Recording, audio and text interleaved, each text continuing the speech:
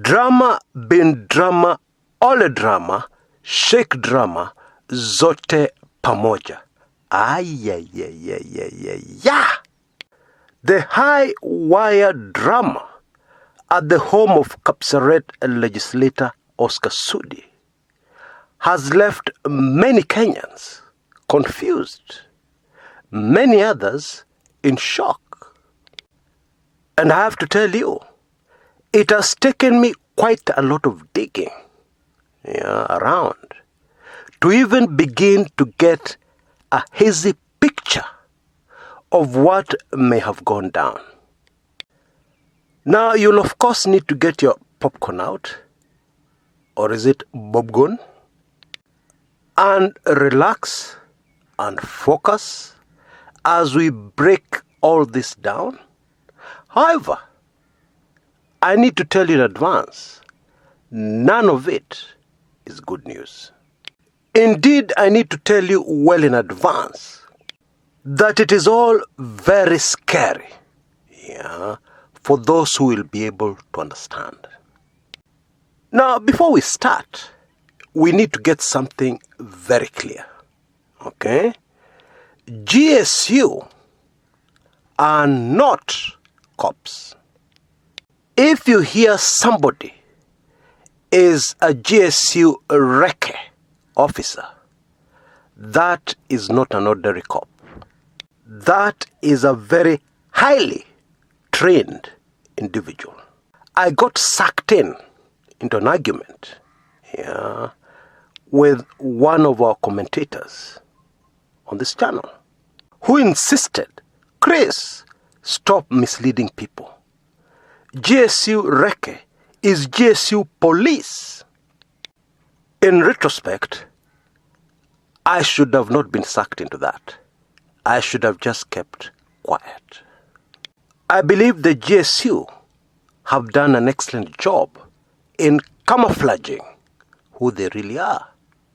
In the old days, if you said GSU, everybody knew you were talking about the riot squad. Fanya fujo uone, FFU. Try and cause chaos, and you will not know what hit you. That's the translation. Very few Kenyans were able to link GSU to the Presidential Guard. These days it's much more clearer, because we have a unit called PEU, Presidential Escort Unit, who are supposed to guard the President, the Deputy President, and visiting dignitaries.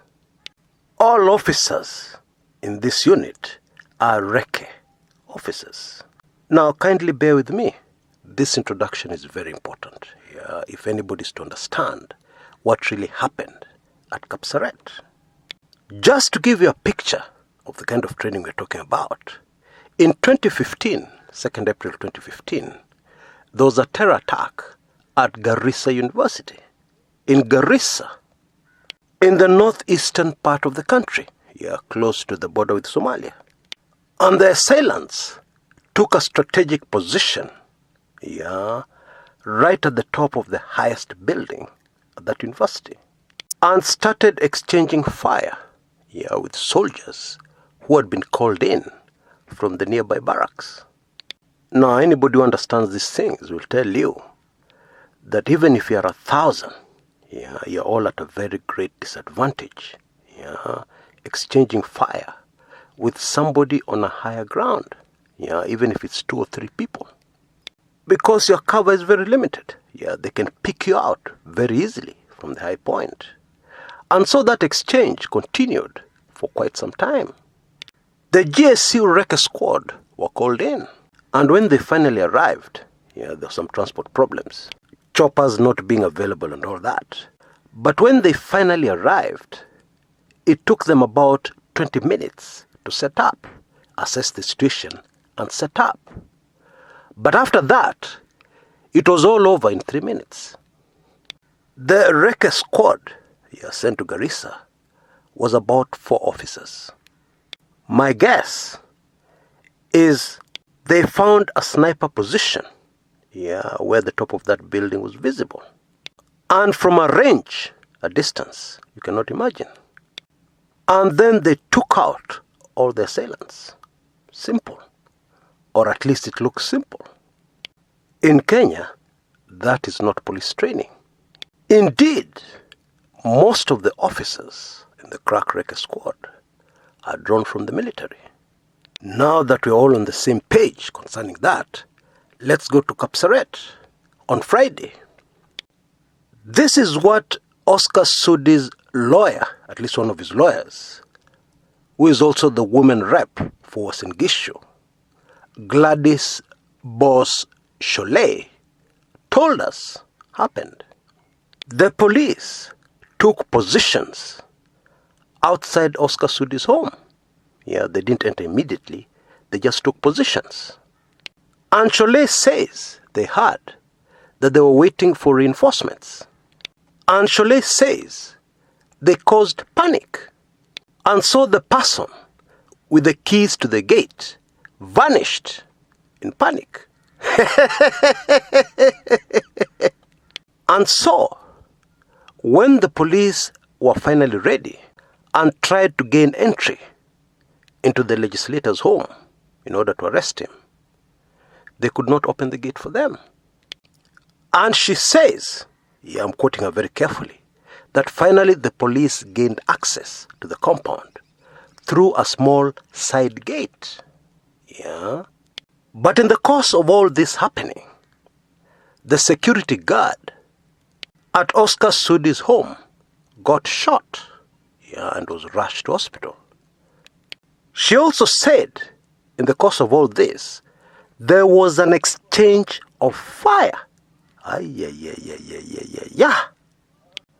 Now, the exchange of fire must have been between the police and some people inside Oscar Sudi's home. Now, if I can just back up a little, I found the injuries to the security guard at Oscar Sudi's home very interesting. We are told he was shot on both shoulders. Now. That is a very difficult shot for anybody to take. Those are very precise shots designed to disable somebody, not to kill them. Let alone in Kenya, on this planet, there are not very many people who can take those two precise shots and be on target. Still with Boss Cholet, finally the police gained entry. But they couldn't find the legislator. He was not there. And so they searched the house. And then they left without Honorable Oscar Sudi. Now, according to police, members of the public resisted the police gaining entry into the home of Oscar Sudi at night. And that's the reason why reinforcements had to be called in. Now, it is possible that Gladys Boss Cholet, who was already inside the home of Oscar Sudi, may not have known exactly what was happening outside, on the other side of the fence, outside the gate.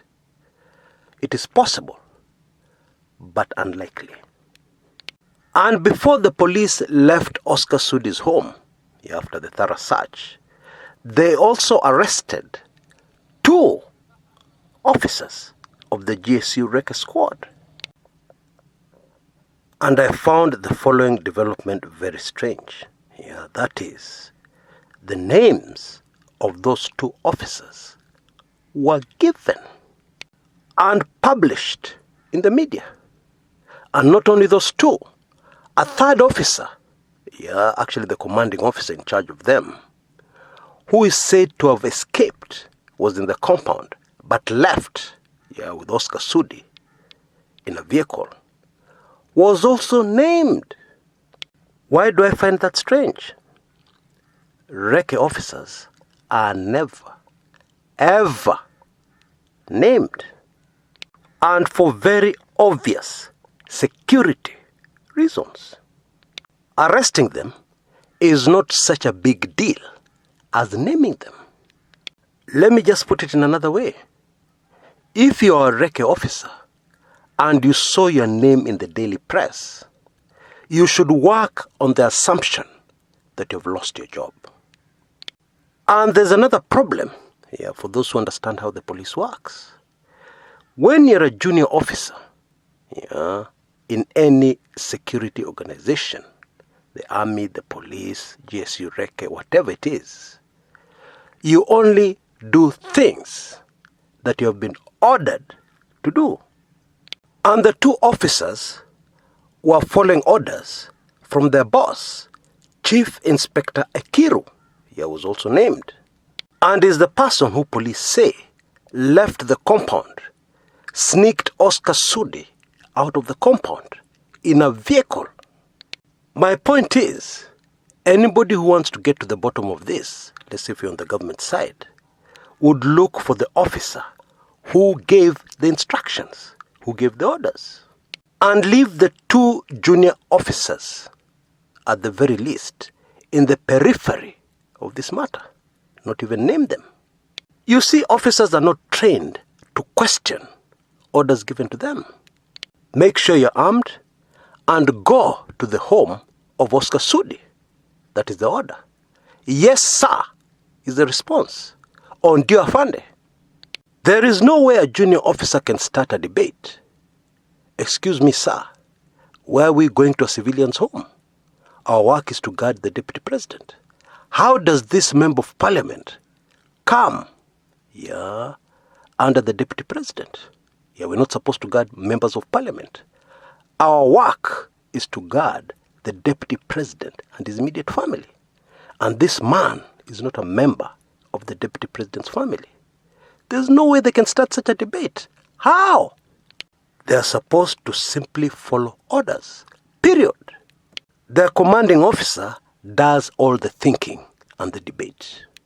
Now the police say they gained entry into Oscar Sudi's home by cutting a hole through the fence. And indeed, there's evidence on social media, video evidence, of the police doing precisely that.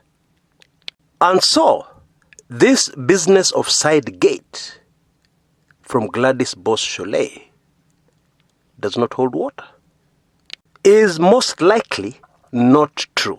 Now, the official line is that the two junior officers, Simon Siengo and Isaac Dida, have been released pending further investigations.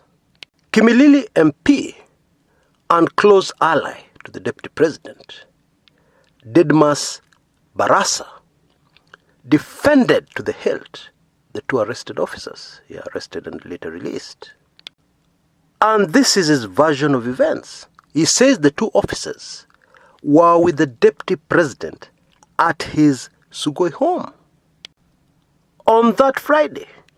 And Oscar Sudi was making arrangements for them to sleep somewhere in Eldoret that night before they left for Nairobi with the deputy president the following morning. So they were off duty, as they were armed, in the residence of Oscar Sudi. Honorable Barasa insists it's not a crime for a GSU recce officer attached to the security of the deputy president to be a friend to a member of parliament, a legislator. It's not a crime. And Bwana Barasa strongly denies any suggestion that the two officers were there in Oscar Sudi's home to facilitate his escape from the place. He says there's nothing like that. Those were just friends of Sudi. Now, I'm sure most of you have seen the problem there.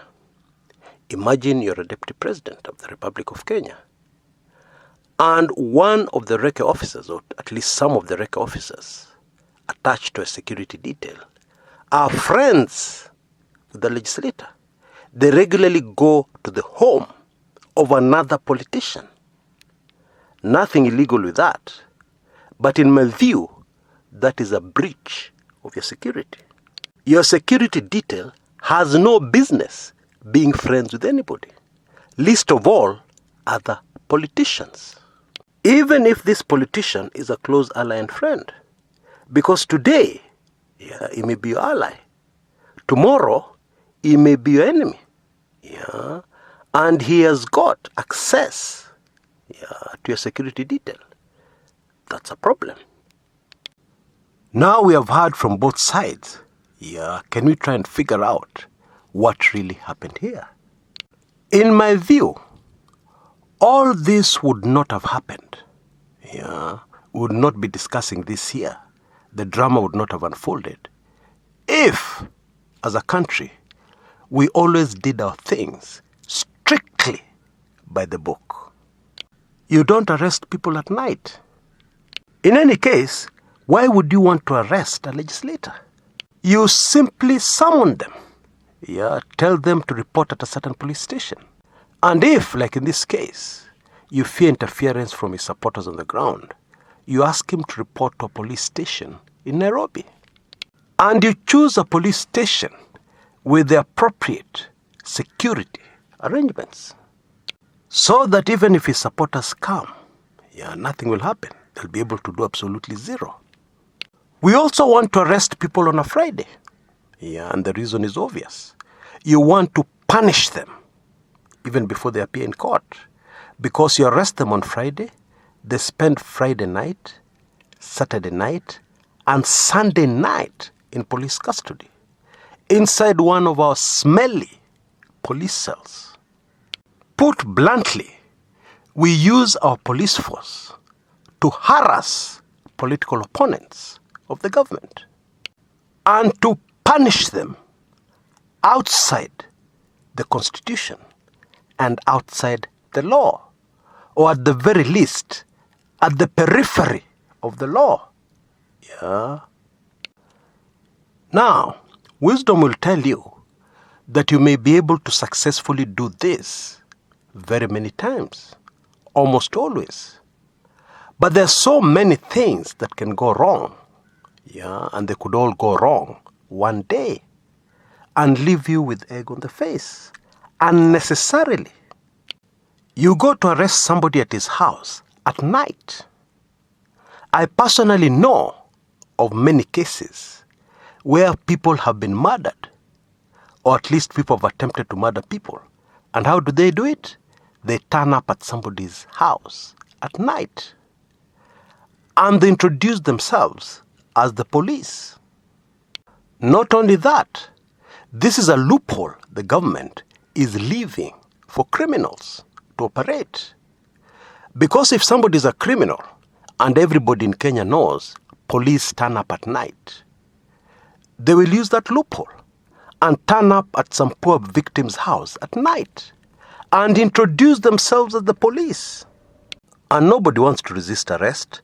Nobody in their right mind wants to resist the police, and therefore the victim will come out. And that will be the end of their story. And so in my view, this policy is endangering Kenyans right across the country. Number two, it is very obvious, that Team Tanga Tanga and the Deputy President's people, got a heads up that Oscar Sudi was about to be arrested.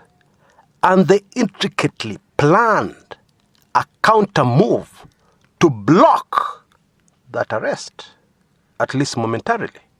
That should be very clear.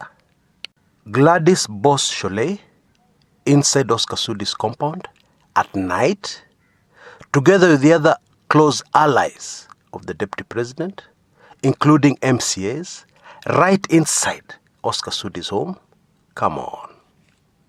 And then the security guard, in this case, strangely does not have the keys to the gate. It is somebody else who vanishes. I'm telling you, this Kenya of ours. I believe the idea was to teach this Kamata Friday squad a lesson. That may have been the idea of Team Tanga Tanga. And what horrifies me is that it did not cross their minds that they're endangering the lives of ordinary Kenyans. They're supporters, but ordinary Kenyans. In fact, if somebody had died, it would have given them a huge advantage in this propaganda war between both sides of the political divide. But a propaganda advantage at what cost? At the cost of a precious human life? Really? Oh boy. It would seem that to politicians in our country, human life is of little value. A few of your supporters losing their precious lives is no big deal. In fact, it's a valuable thing. Yeah. If it gains you an edge over your political opponents. In my view, this whole mess at Sudi's house is extremely scary. More so because it seems that both sides of the political divide have access to the dreaded, highly trained recce squad. You know, if I was a police officer and I was about to gain entry into somebody's residence, and then I heard that there's one recce officer inside the compound, not even two, one, I'd start getting very worried. And by now you know why. So many bad things can happen. Clearly, this Team Tangatanga, or Deputy President versus the President, political duel has moved to another level. And this level is extremely scary and extremely dangerous. Now, by the way, in my latest weekly intelligence briefings, number 40, I explain another front where this battle has escalated. And it's that front of revealing secrets about your opponent. If you're a member of my weekly intelligence briefings and you go back to number 40 and combine it with the information on this video, you will understand that in fact even the word I'm using, scary, is not strong enough. We're in a very precarious, dangerous situation that needs to be fixed like yesterday before some real damage is done. Because it's only a matter of time. If we continue in this trajectory, it is only a matter of time before something really bad, a disaster, happens. And for what? For 2022 elections? I thought the BBI initiative was supposed to ensure, make arrangements to ensure that we never, ever again lose a single life just because of an election. But the way things are going, we are setting ourselves up to lose lives even before that election.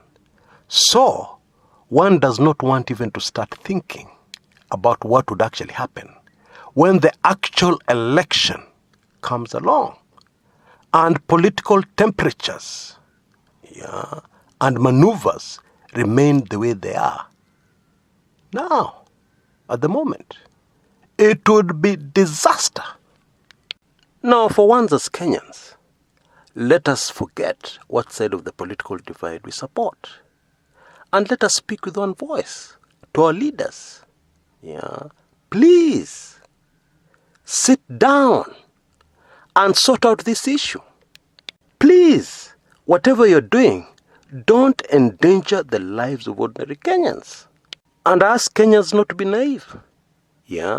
Somebody might say I have nothing to do with Sugoi or Kapsaret. I'm not in the Rift Valley. I don't live anywhere near these politicians. Therefore, let them sort themselves out. That is naive. Because tomorrow, who knows? You could be driving by a place where a drama like this one is unfolding, and a stray bullet hits you or the children inside your car.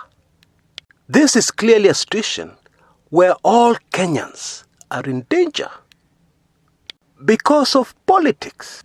We used to have something in Kenya called detention without trial. And it was a terrible thing. A very difficult thing to understand how such a thing can be in the law in a democratic society, or a society that claims to to be democratic. However, during the Moi days, this terrible thing saved very many lives. Because instead of somebody losing their lives, or somebody losing their lives together with other innocent Kenyans, no lives were lost. And that person was detained to come out alive at some unknown date, but at least alive. And I can understand that Kenyan, whose comment I saw somewhere on social media, who suggested that detention without trial should be reintroduced to cool down political temperatures. Very draconian, but I understand where they're coming from. They're talking about saving precious human life at whatever cost. And that one I can understand. Although I would never support such a law, but I can understand them. Especially if we take the time to back up just a little, and focus on where all this business, all these manenos started. They started with the remarks of a legislator known as Honorable Ngeno, followed by the remarks of one Oscar Sudi. And now we have somebody in the hospital shot on both shoulders. We don't know whether they'll recover the proper use of both their hands. And we know from closely analyzing the situation that it's just getting started. This is just the beginning. So at the end of it, what will the casualty list look like? Just because of politics? Really? Oh boy. There's something very puzzling here. When the constitution was changed, so that a president is elected every 5 years, and a president can only stay in power for a maximum of 10 years, elected and then re-elected, many were sure, me included, that draconian, dirty, dangerous politics was over in Kenya. Because the reason for many of these draconian measures was to keep a president, an administration, in power for as long as possible. We thought, and were very wrong, that with just 5 years in power, 10 years max, people would concentrate on working for the people of Kenya. But it seems we are back to the old days that we wanted to run away from. And it's puzzling because one needs to ask the question, why? You're going to be in power only for 5 years. If you're re-elected, another 5 years. Now in the next election, we could have a completely different administration. And that administration could be those political opponents harassed by the last administration. It just doesn't make any political sense. I allow people to harass my political opponents, and yet when I leave power, I'll still be living in Kenya. My family will still be living in Kenya. How will that one work out? How will that work? Because in the old days of Jomo Kenyatta, we understood that Jomo Kenyatta was the president indefinitely. And therefore the issue of somebody else being in power tomorrow was very far-fetched. But here is a situation where we know for sure in 2022 we will have a new government. And we also know that in politics anything can happen. Even if you have the power to fiddle with elections, to fiddle with the way people vote, anything can happen. So that even with your power to fiddle with elections, something happens politically that makes it impossible for you to fiddle or stop another administration you did not want from coming into power. So where will that leave you? Where will that leave the people who support you politically? Now, to be honest, that is a mystery I have not yet solved. Maybe you can help me solve it. Because I don't understand. It doesn't make any sense to me.